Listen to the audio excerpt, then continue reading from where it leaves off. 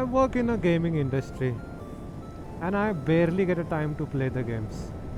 Funny thing is, gaming is a escape from reality as a kid, and now my bike become an escape from reality as a adult.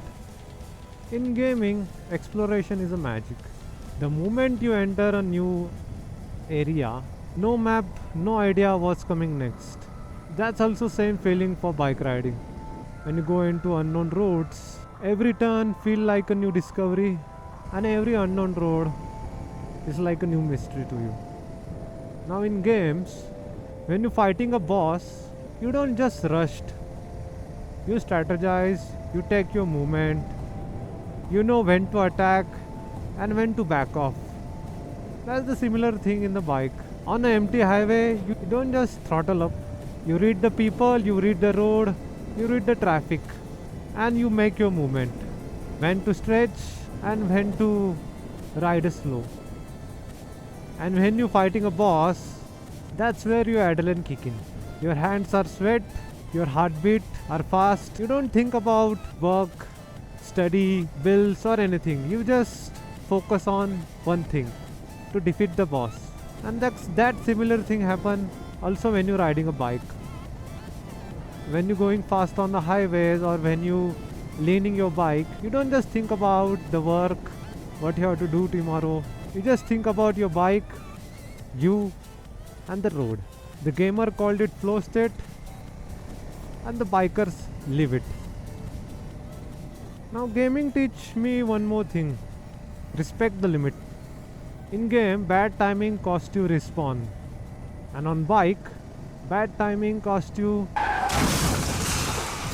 much more. As a kid, gaming is an escape from reality. As an adult, bike riding is an escape from reality. Riding isn't running away from reality, it's processing it. On the bike, your thoughts slow down, you reflect, you reset. That's therapy without a coach. Gaming saved me as a kid, riding saves me now. As a kid, you dreamt of having a PlayStation, and in college, you dreamed of having a big bike. Now, when we finally earn, then we realize hobbies are expensive. The game you wanted to play cost you around 4 to 5,000,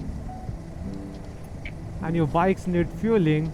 Now you're thinking, should I buy this game or should I go to a short ride? 9 to 5 job, family responsibilities, constant screen. In school and college, we play games for hours. Rank push till midnight, squad always full. Now, squad never get full. Everyone's tired, everyone's busy. The console is there, the game are there, but the time become the real luxury.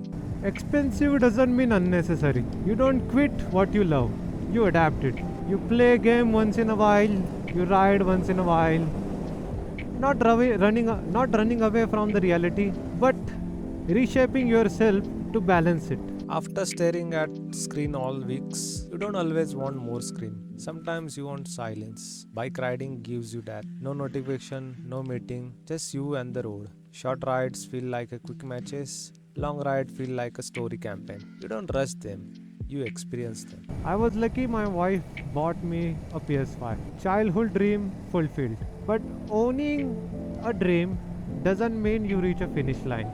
Living it, balancing it, that's the real game. Now if you already have a console and a bike, you already understand what I'm saying till now. But those who don't own a console or don't own a bike, don't stop dreaming about what you love. You will get your console at the right time and you will own your bike at the right moment.